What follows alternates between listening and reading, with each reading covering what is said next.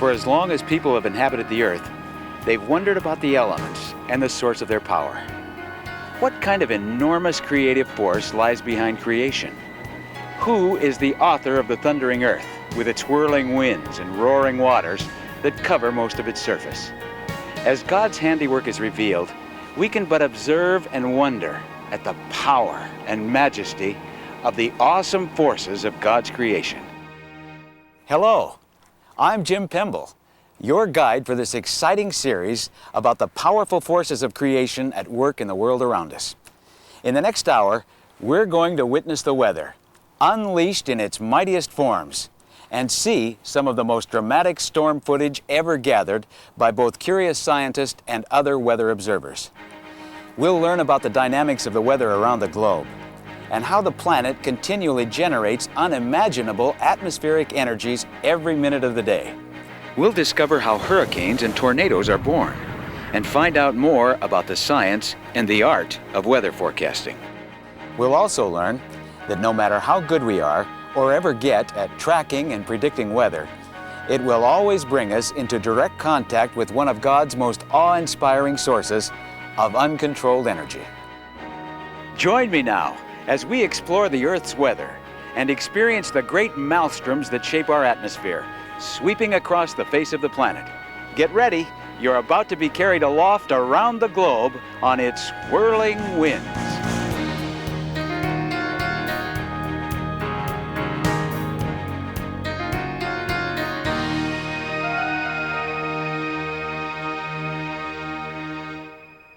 Weather is at the heart of everything we do. The success or failure farmers have at growing our food, our ability to navigate the oceans, skies, and across the land, where and how we build our cities, the kinds of occupations we choose, the way we dress each day, all are fundamentally determined by the weather. What drives this great machine of wind and water? And how is the weather made? I think that the power of storms is kind of, in a sense, a humbling experience. It shows you that you are a human being and that there is someone a lot greater than you that has a lot more power than you.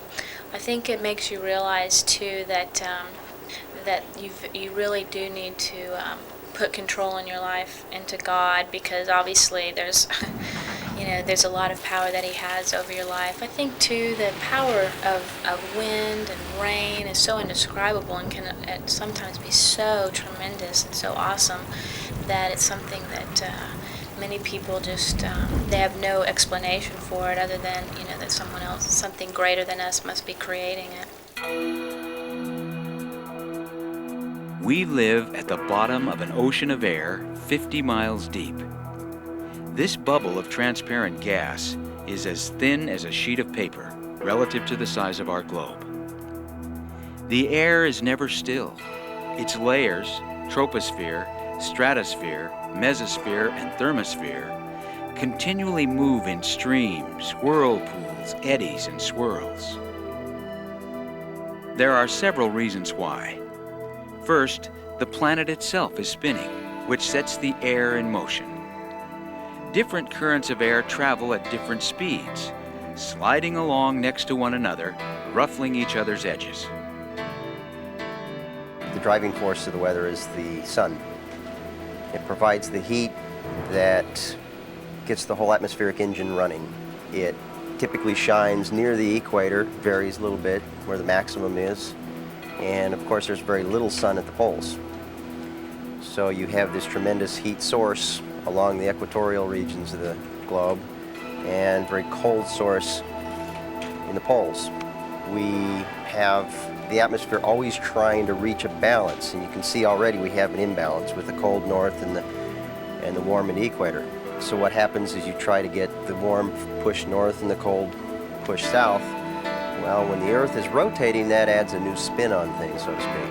And that combination of the balancing forces and the spin of the Earth is what really creates our weather. What we experience here as weather, then, begins out there 93 million miles away. It's the sun's energy, along with the motions of a spinning globe, that act as a catalyst, putting the wind and water of the world into motion.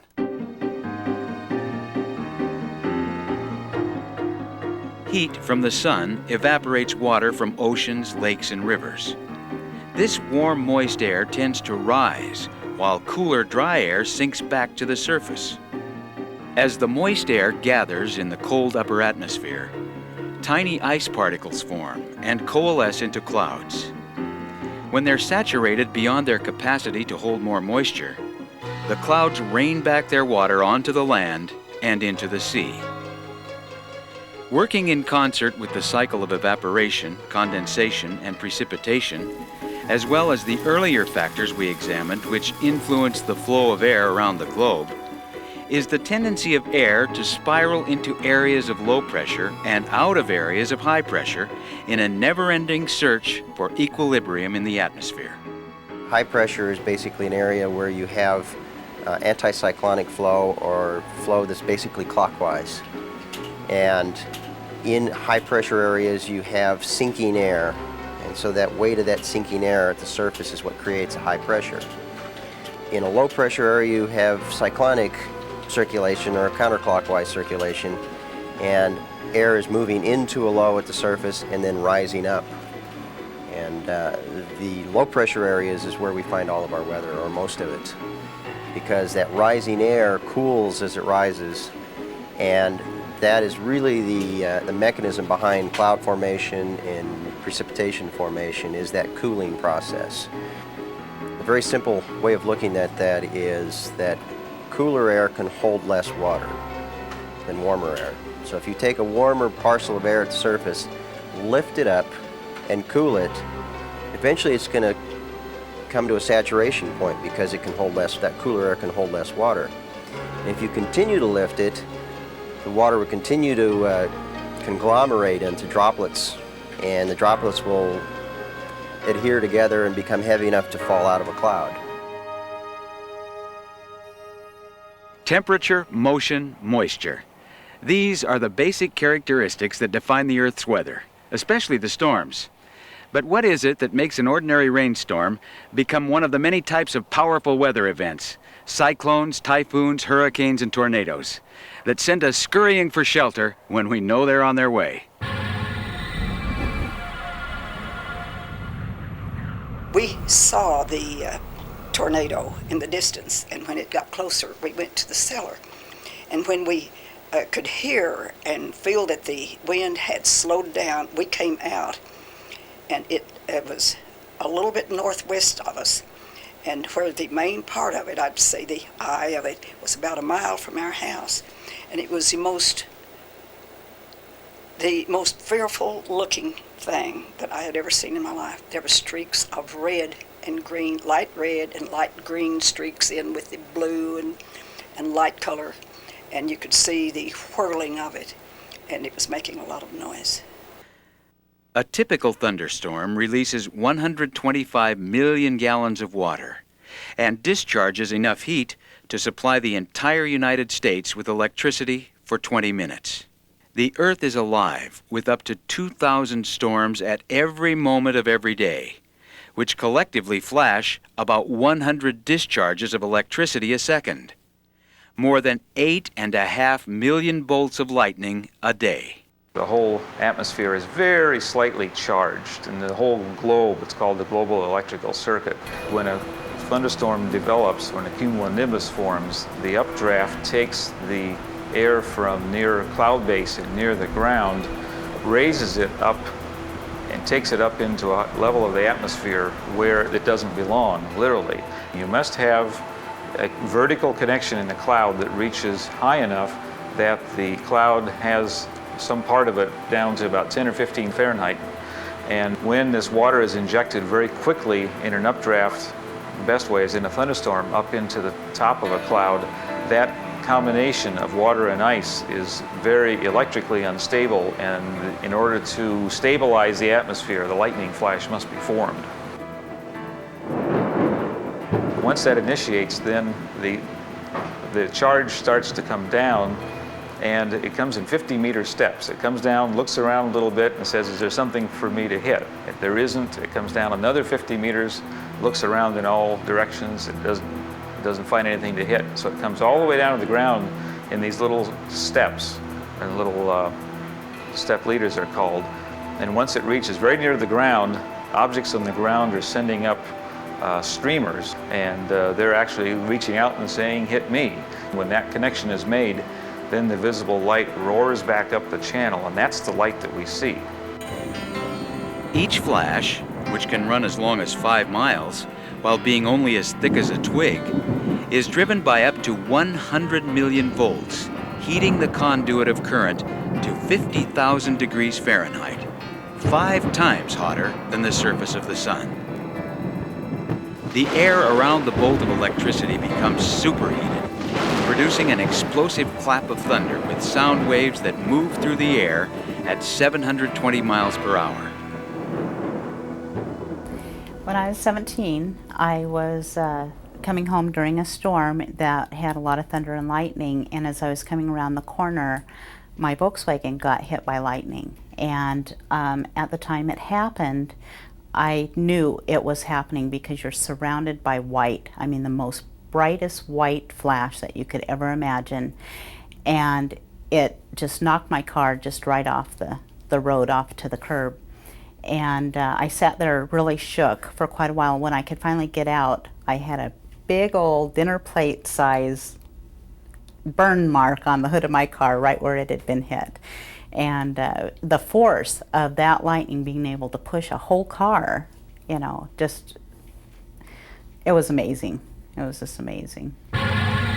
Bizarre aberrations about the effects of lightning fill the record books. Holes sizzled into church bells. Potatoes baked where they lay buried beneath the soil. People talking on the phone, jolted by current transmitted down a phone line. Golfers swinging a club, attracting an atmospheric discharge. Umbrellas becoming instant lightning rods.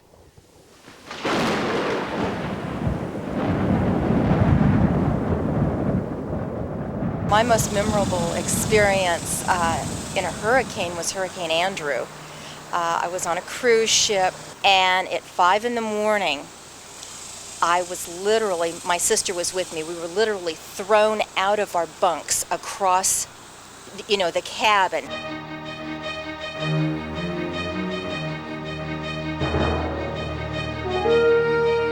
Most of the great storms of the world are born at sea. Hurricanes and typhoons are severe tropical storms. Within them, winds spiral inward toward the center of the storm, clockwise in the southern hemisphere and counterclockwise in the northern hemisphere. Light breezes, sometimes even the proverbial calm, prevail at the storm's center, where barometric pressures drop dramatically. Typhoons are hurricanes that occur in the waters of the Asian Pacific. Hurricanes are the most formidable tropical storms, with winds that reach 72 miles per hour or greater. Hurricanes can generate enormous energies, sometimes surpassing that of a 1 megaton nuclear explosion, more than 1 million tons of TNT. In southern Florida, when Hurricane Andrew slammed ashore the morning of August 24, 1992, it hit with winds reaching 145 miles per hour. And the water was just pouring over the decks. The waves were so high, and we were just being tossed back and forth, and I don't think there was anybody there that didn't think that they wouldn't be dead, that the ship was going down. I mean, that was just the whole feeling, the noises, the way people were clinging to each other was, we're dying, we are drowning right now. And thank God, you know, it started subsiding enough that we knew everything was getting better. A hurricane is quite a different animal. It typically generates from an instability area in the tropics, a group of thunderstorms or something along the tropics. And rather than having a cold front involved where it lifts the atmosphere and cools it and starts the generation of the storm, it actually feeds on warm water. It grows and matures, and as long as it's over warm water, it'll grow and grow and grow. As it moves over land, it loses its heat source, it loses its moisture source. The hurricane is also quite a large storm compared to, say, a thunderstorm. Thunderstorm is a couple of miles across, A hurricane is 100 miles across. It was like we were a little bitty cork. All of a sudden, here's this force of nature that's taking this humongous ship, and it's just turning it and twisting it just like it was nothing. I mean, it just was like we and the ship were nothing. I mean, the storm, the act of God, whatever, was the most powerful thing that I had. Just unbelievable. The hurricane has a lot of thunderstorms embedded in it, but it's a giant circulation center that spans a couple of 100 miles or 100 miles. And in that respect, it's similar to a large Pacific winter storm that moves across country, only it's warm instead of cold.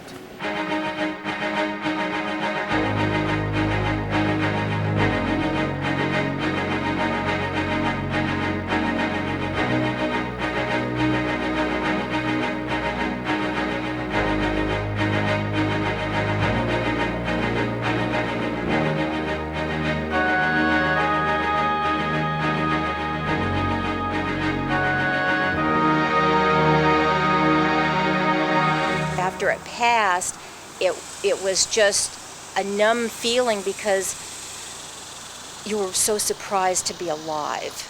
Not all storms and their whirling winds are born at sea. Those that are spawned at least in part over the land can be every bit as awesome as their oceanic counterparts. Storms that begin over the land are composed of the same basic ingredients as those that start at sea: clouds, rain, lightning, and thunder.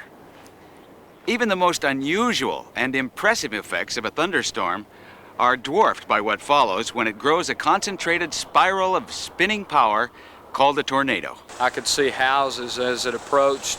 It looked like someone had thrown a hand grenade inside the house, and they would just literally just explode.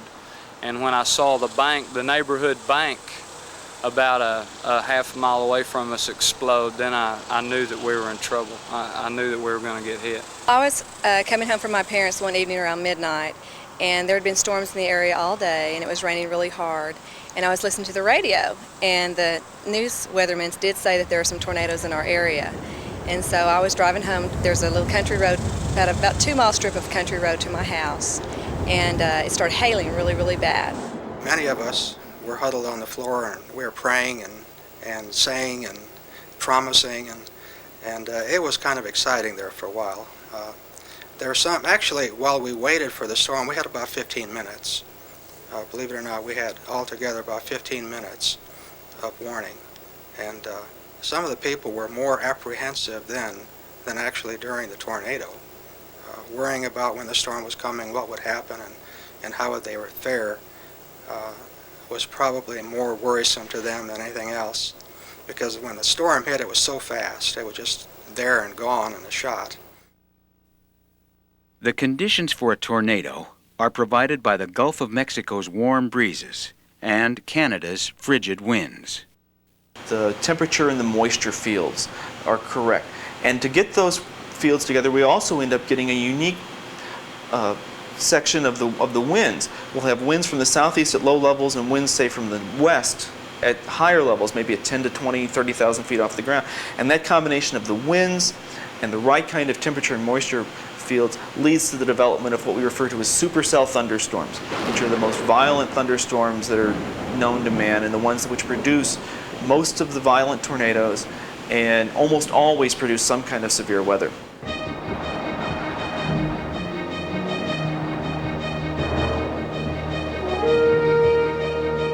Tornadoes are born innocently enough. Warm, humid air rises from the ground in the morning, cooling into clouds sometime after noon, evolving into later afternoon, early evening thunderstorms. Gradually, a low-pressure area is created in the middle of the storm, which begins to draw air in from the underside of the storm. The residents of Tornado Alley, the nickname for a 460-mile strip of land stretching across Missouri, Kansas, Oklahoma, and the Texas Panhandle, know that a twister may be coming when they see a low-hanging mound of cloud accompanied by a downpour of greenish rain and large hailstones. I turned and ran in the house and grabbed my wife, and of course we got in the closet. And immediately when I shut the door, it started, I could hear glass breaking. I wrapped my arms and my legs around my wife, and then it took the roof off. Then the bricks started flying in one wall and out the other wall. It was like being compared to being put in a paper sack and somebody shooting you with a shotgun. It was awesome. It was very frightening, to say the least. All I could do was just pray. The louder and the rougher it got, the louder I prayed. It was pitch black dark, raining and hailing. And the wind was picking up and it's getting really loud. And my car was getting blown off the road. It would literally kind of pick me up and scoot me over. So I thought, this is getting really scary. And so I looked to the sky, and when the lightning would flash, you could see a funnel. You could see a tornado right in front of me.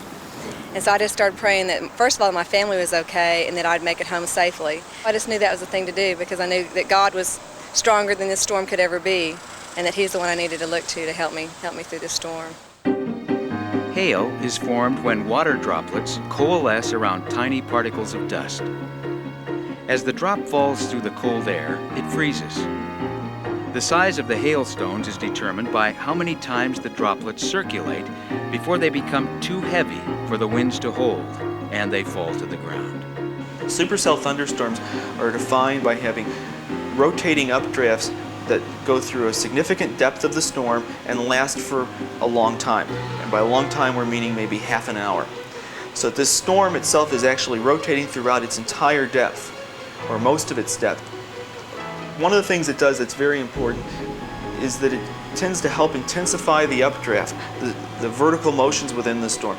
And as a result, with a stronger updraft, means it can support larger hail.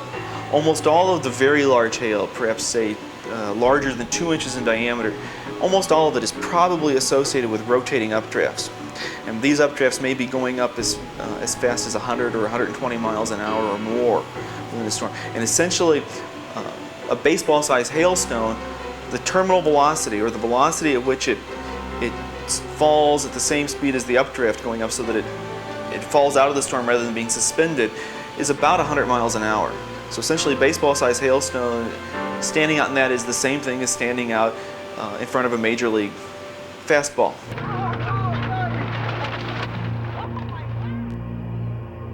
As updrafts spin into the cloud center, a funnel drops down and begins to darken as it picks up debris from the ground. Over land, tornadoes are invisible until they begin to pick up soil, becoming ominous black funnels. Over water, they appear as elegant waterspouts. We believe that a process goes on something like this. Rotation develops at mid-levels in the storm, and this rotation is associated with the fact that in the environment of the storm, the wind changes with direction and speed over the lowest, maybe 10,000 feet of the atmosphere. And because of that, what we refer to as wind shear, there's a tendency for the air to be rotating around a horizontal axis. Much like if you threw a football with a spiral, it spins about the axis in which it's going. Well, if you can take that air that's spinning and tilt it upwards, it'll rotate around a vertical axis, and that's what we believe happens in supercell thunderstorms. And then once we've got significant rotation down to the ground, the final stage, the production of the tornado, is something else that's not completely well understood, but a large part of it may simply be what we refer to as the ice skater effect. As an ice skater spins with arms out, the ice skater spins slowly, and as they pull their arms in, they begin to speed up. Eventually, a tornado can spin whirling winds up to 300 miles per hour, packing a punch 100 times that of a 30-mile-per-hour wind. The funnel can move along the ground at a respectable 40 miles per hour. A tree pulled up by its roots, very gently, laid down sideways and left, not a leaf stripped off of it. We saw the minister's house across the street, nothing done to it, but the house next door to it had the roof picked up, the four walls folded in, the pillars that were on the front porch folded on top of that, and then the roof gently set down with not a shingle missing off of it. A little bit further down the street, a car was picked up, and it was like the tornado was trying to clean up the mess it had made. it started scooping debris up underneath the car, and it got to where it was about 2 stories tall, and then it set the car down on top like a chariot, like it made a hot fudge sundae or something out of all this debris. Because of the kind of world that we live in, that disasters happen. And it's like a reminder to me of God's awesome power. You forget his day-to-day creations. It's a powerful reminder of God's presence. What is perhaps most fascinating about the tornado are the legendary stories which abound about the focus and selectivity of its power. Farmers tell tales of large farm animals being picked up and carried off, only later to be found alive along the twister's path.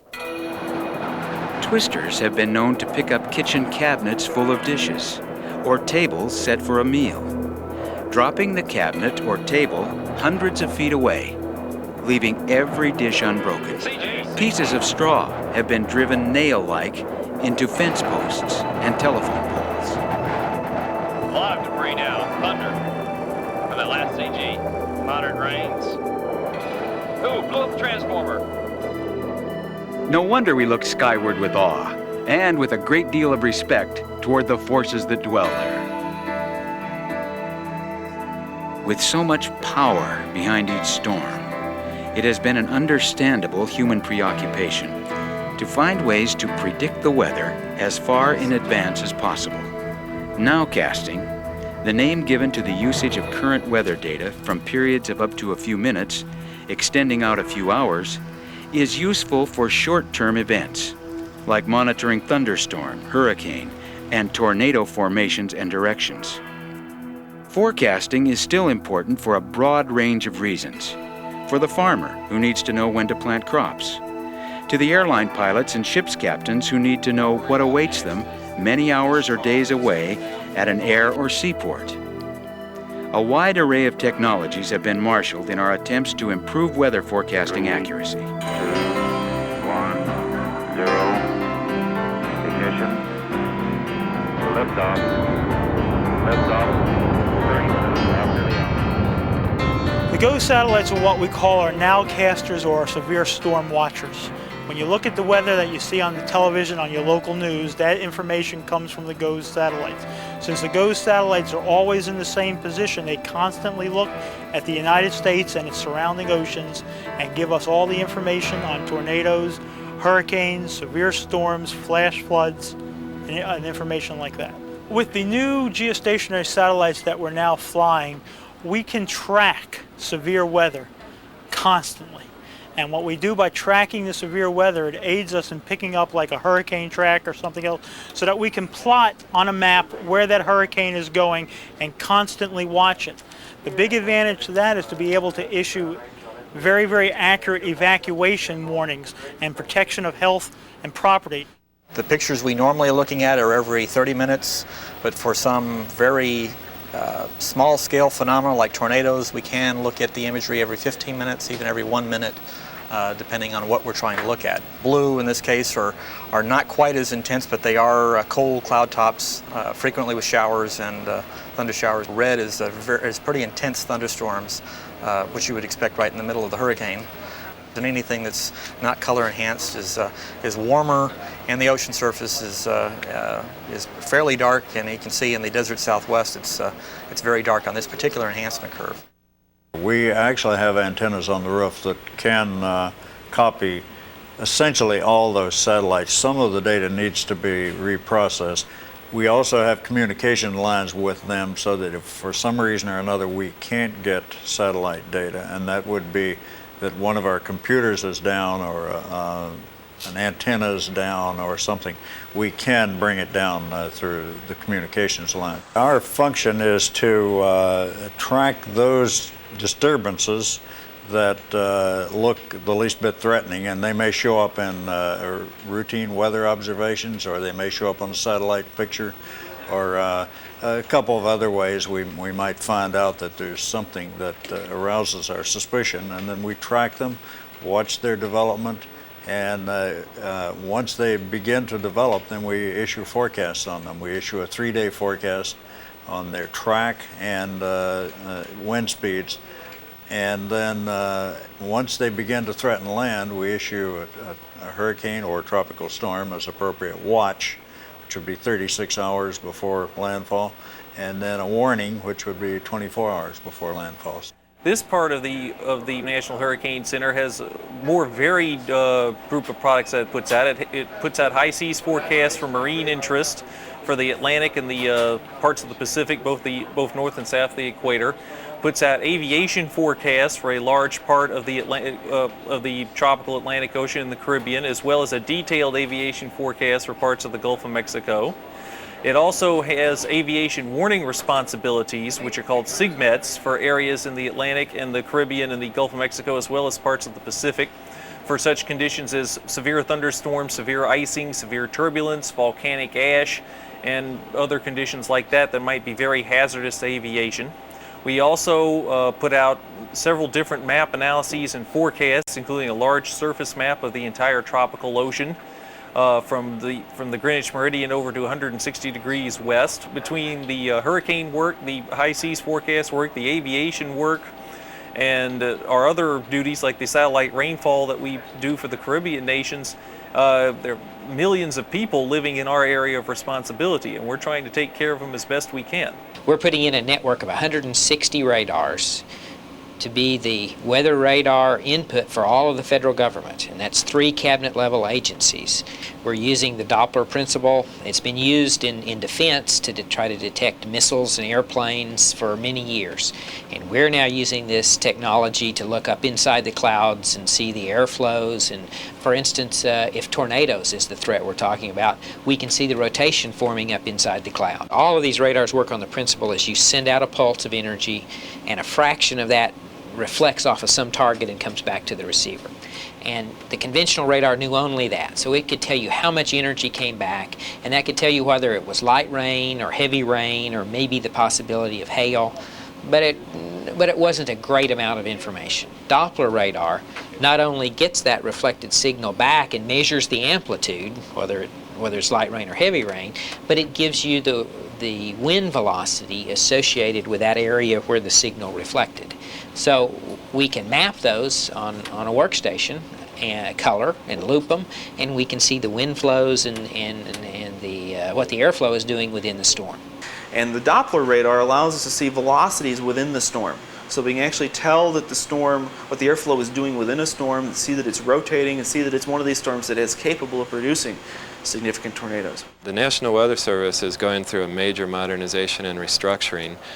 Began back in the late 80s and will go through the 90s. The new workstations that we have were developed by NOAA's Forecast Systems Lab in Boulder, and we're using those the way the new AWIPS, the advanced workstations, will be used in the future.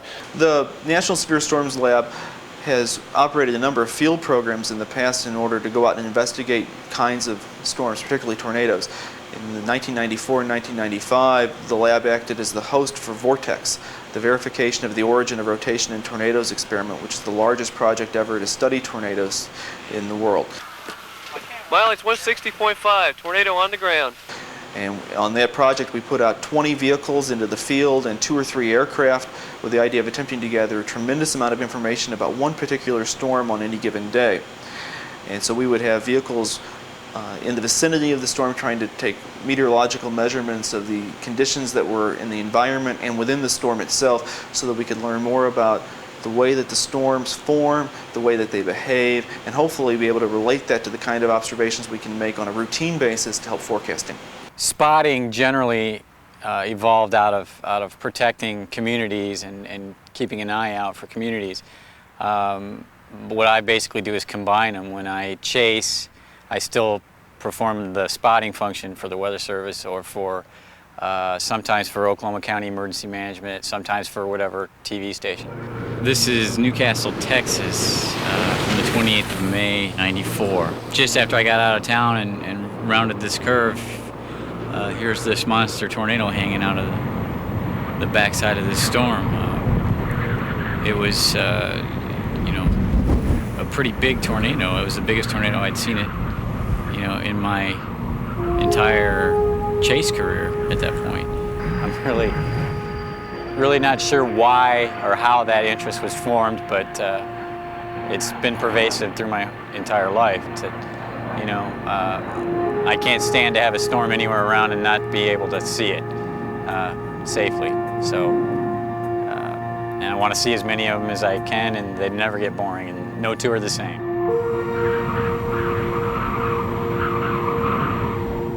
Today's advanced technologies are still supported by many of the forecasting techniques that have been in use for decades. Three-dimensional snapshots of the atmosphere are gathered from weather balloons released twice each day from hundreds of locations worldwide.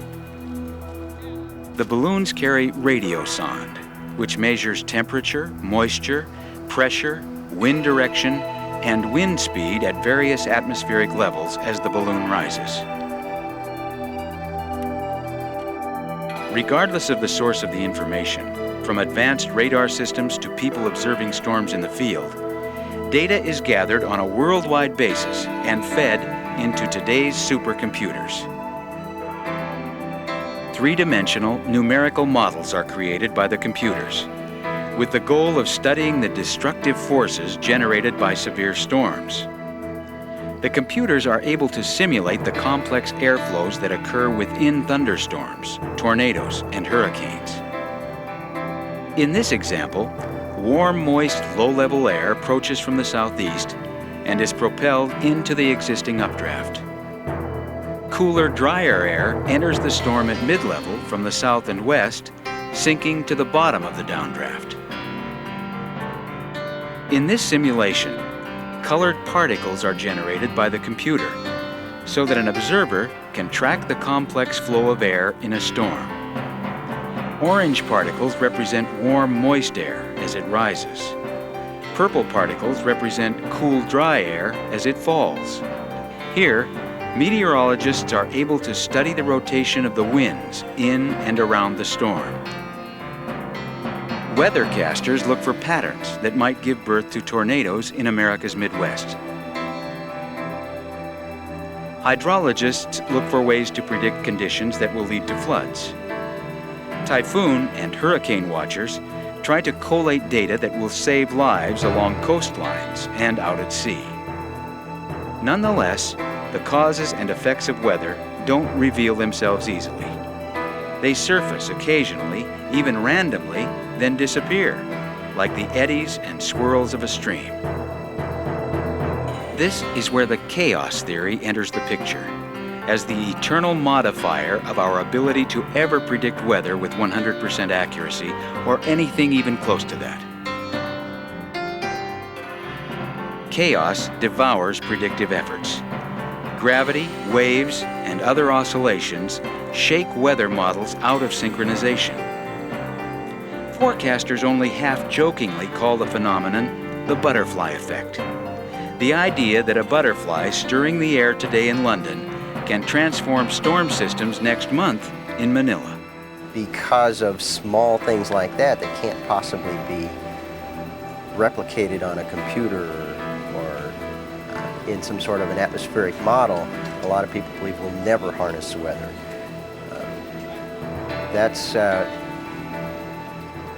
That probably has some validity to it. There are so many things that drive the atmosphere and drive the weather that it will be very, very difficult to harness all those things. And even if we do, even if we model the atmosphere absolutely perfectly, there's still going to be some problems because we have to measure it perfectly in order to start modeling.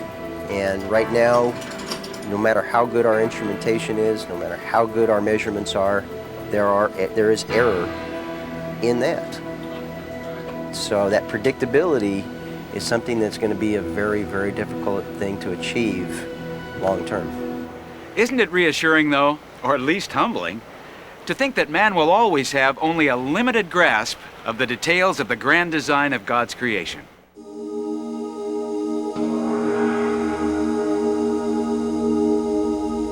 One of the important discoveries we've made during the course of this program is that an understanding of the divine origins of creation can be reached through scientific inquiry. Indeed, it seems almost impossible not to perceive the handiwork of God in the elemental forces of the world once we embark on our journey of investigation. The undeniable evidence of divine authorship is everywhere around us. Even the most casual observer of the world can see the love and wisdom at the root of all creation. Many of the scientists we spoke with had their own deeply personal ways of appreciating their encounters with the awesome forces of God's creation. The most memorable storm for me is April 26, 1991.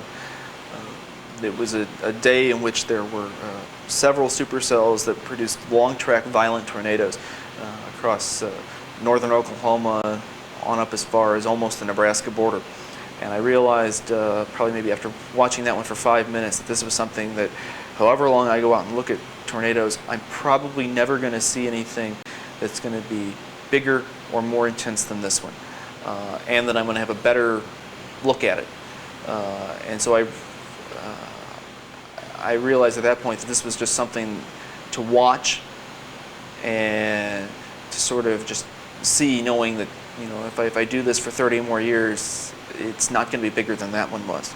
It's just a power that you can't find very easily anywhere else in terms of both, I guess, in terms of raw energy, and then also in terms of, I guess, just, you know, all the different forces at work in the way that they're combining. Well, I've always loved meteorology and love weather and enjoy all types of weather and storms. I find it very challenging, but also very exciting, the fact that every day somewhere in the U.S. there's something pretty interesting going on. And if you're aware of the sky and just keep track of what's going on, wherever you are, there's always something interesting happening. I guess the most interesting part of weather and weather forecasting to me is the power of the weather. How devastating the effects can be. How if we can predict those effects, we can perhaps save lives, certainly property. I read something recently about the power from a thunderstorm. The energy and the heat release from a thunderstorm could generate enough electricity to power all the homes around the world for 20 minutes. I think it's just astronomical what the weather can do and what energies it possesses. It's just a fascinating science to try to figure out what's going to happen with all that energy. I'm just sort of intrigued by them and the way they work, and the way that man is subject to them and not the other way around. When natural forces go on a rampage, we're the ones who have to duck. It's part of the fascination with weather for me that we don't know everything about the weather. I think I would be less interested in the weather if we knew everything about it. I think it's okay for there to be a master plan and a power greater than us that's really in charge, and we just know a part of what's going on. And I feel privileged. I feel blessed to know part of it and be able to work in this area. At every moment of every day, God's powers are evidenced around the globe.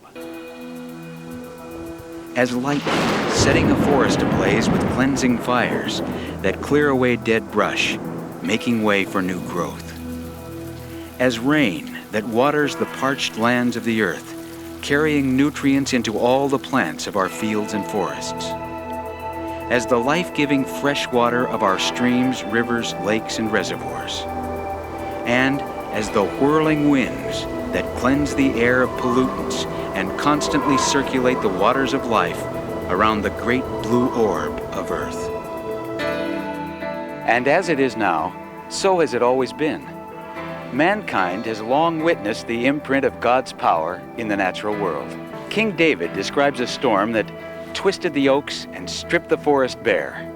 Solomon, a great naturalist of the Old Testament, observed that the wind blows to the south and turns to the north. Round and round it goes, ever returning to its course. These are the enduring images we can conjure when we consider and when we experience, as did David and Solomon, the power of the awesome forces of God's creation.